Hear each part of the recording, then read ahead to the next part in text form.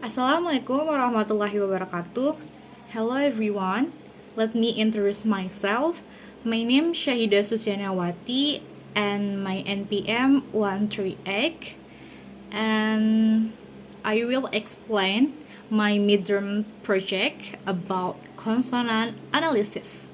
Okay, first we have p, p, and b, b.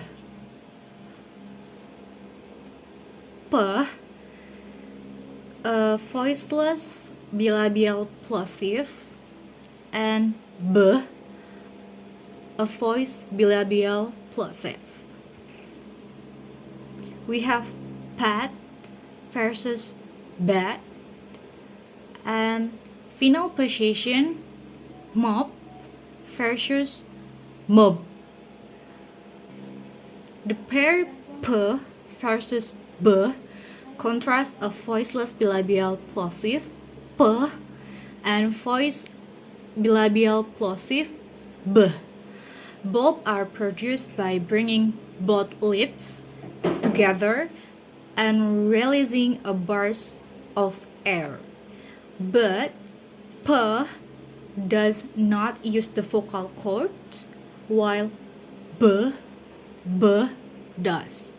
The differences in voicing change the meaning, as in pat, menepuk, and bat, kelelawar, or mob, alat pel, and mob, kerumunan orang.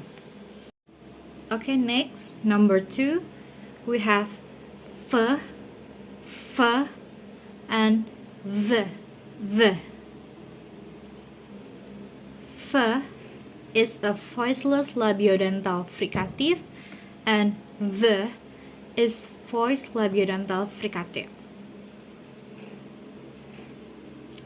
Initial position fan and van.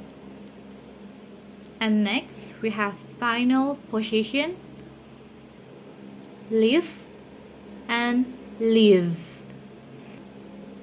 F is a voiceless labiodental fricative, and V is voiced. Both are made by touching the bottom lip to the upper teeth, and the difference in voicing distinguishes words like fan, kipas angin, and van, mobil van, or leave, down, and leave, meninggalkan. Okay, number 3, we have s, and z. Okay, s is voiceless, and z is voiced. Both are alveolar fricative, produced by directing air, z, over the tongue near the alveolar ridge. Fip, menyeruput, and zip, resleting. Rise, beras, and rise, naik. Show this contrast. Okay, number 4, we have ch, and j. Ch is voiceless, and j voice are post-alveolar affricates. Chin, dagu versus chin, minuman keras. And ridge versus ridge, punggung bukit. The tongue touches the area just behind the alveolar ridge with d using the vocal cords. Okay, next, number 5, we have k, and g, K is a voiceless velar plosive, and G is voice. Both are made by raising the back of the tongue to the soft palate. K. Quote, mantel versus gold, kambing. Back, belakang versus back, tas. Next, number 6, we have th and the. Th is voiceless, and the, a voice, are dental fricative made by placing the tongue between the teeth.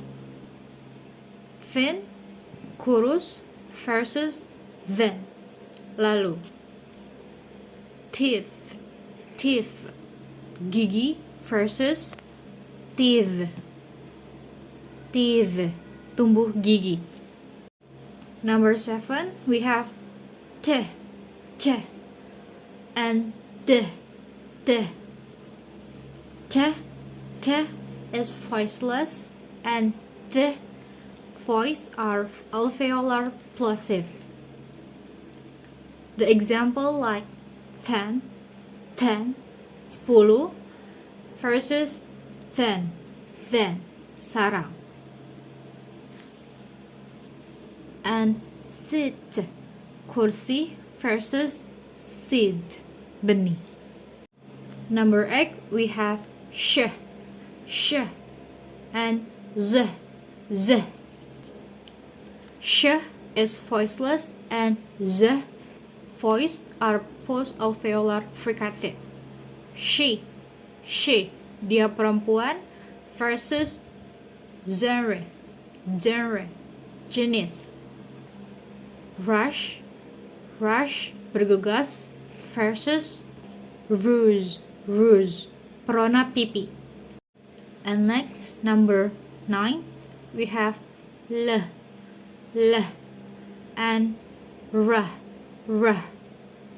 L, alveolar lateral approximant, and r, alveolar approximant, differ in tongue shape and airflow.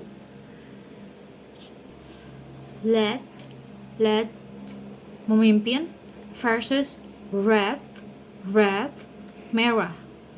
And pull, kolam versus poor, miskin. Okay, next, tongue twister 1.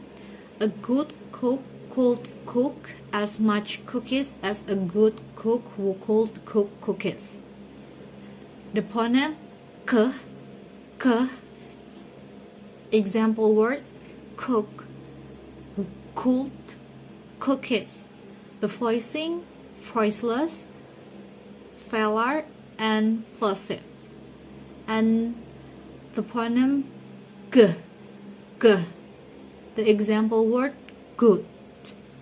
The voicing, voice, the place, velar, and the manner, plosive. Okay, the explanation of consonant in tongue twister 1. This tongue twister contrasts k, voiceless, velar, plosive, and g, voice, velar, plosive. Both are made by raising the back of the tongue to the soft palate, but k is produced without vocal cord vibration, while g use the vocal cords. The repetition of this sound in quick succession challenges the speaker to clearly differentiate the voicing, which is essential because cook and would have different meanings. Explanation of consonant in tongue twister 2. tongue twister 2 is charming gestures, cheerfully jump and joke. The poem ch, ch. The word charming, cheerfully, voicing, voiceless, place post-alveolar, and the manner affricate. And next poem is j, j. Example word just, judge, and joke. Voicing, voice, place, post-alveolar, and manner affricate. This tongue twister focus on ch, voiceless post-alveolar affricate, and j, voice post-alveolar affricate. Both are produced by stopping the airflow and then releasing it through another channel just behind the alveolar ridge. But j is voice. Distinguishing teeth is important because charming and judge have different meaning. Explanation of consonant in tongue twister 3. The poem s, s. Example word silly and sung. Voicing, voiceless, the place alveolar, and the manner fricative. And next poem z, z.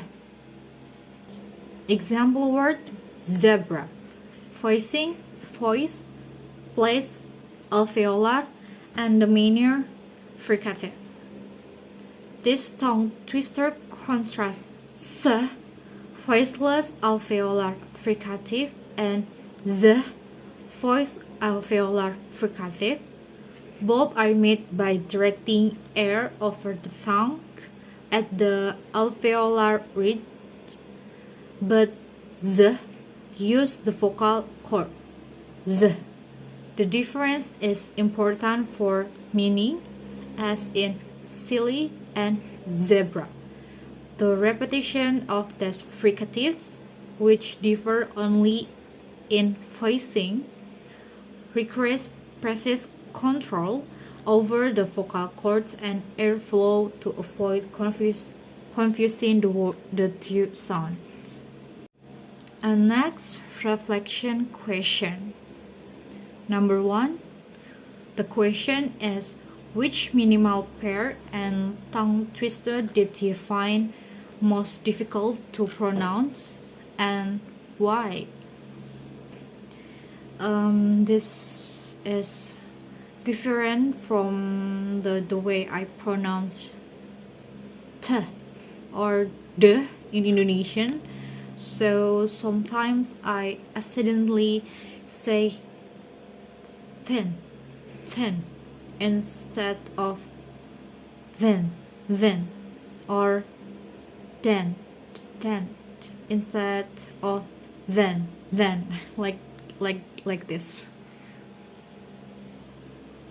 And the tongue twister that was most challenging for me was the one that alternates quickly between k and g, such as quick, grug, kick, the big black bag.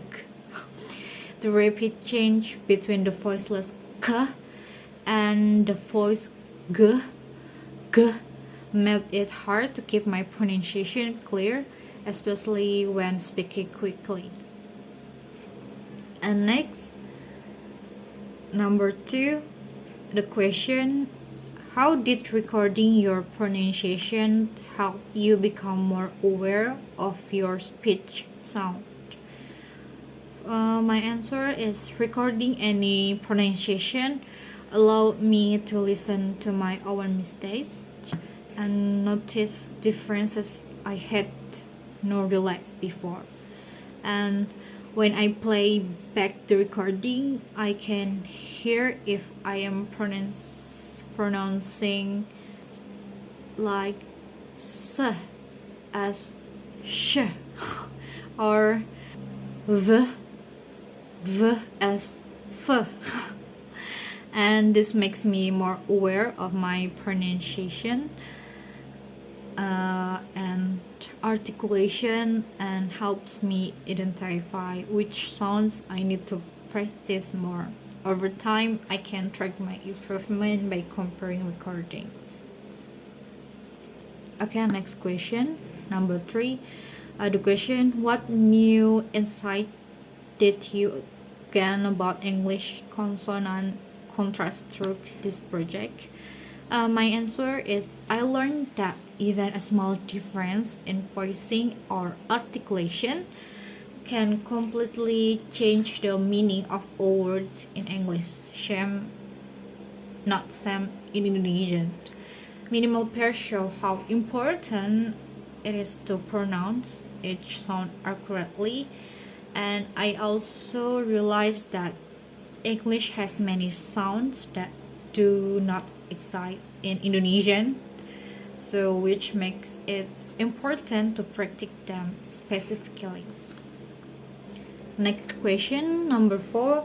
Did you notice any influence from your first language in pronouncing the minimal pairs, and give example? My answer is yes. I noticed that I often replace th with ch and the with d because the sound are not found in Indonesian, in my opinion. And I also sometimes pronounce v as f, and sometimes confuse in l and rah because in Indonesian rah is rolled and very different from English. And the last question, number 5. How can you apply what you learned from this project to improve your overall English speaking skill? I can apply what I learned from this project by practicing the minimal pairs that are most difficult for me on a regular basis. I will also listen back to identify areas that need improvement. This self-monitoring will help me become more aware of my pronunciation mistakes and track my progress. And by paying more exercise as warm-ups before speaking English in class or in conversation. Okay, that's all from me. Sorry if there are any mistakes. I will continue to learn and develop my mistakes to improve. And that's all. Thank you so much. Wassalamualaikum warahmatullahi wabarakatuh. Bye bye.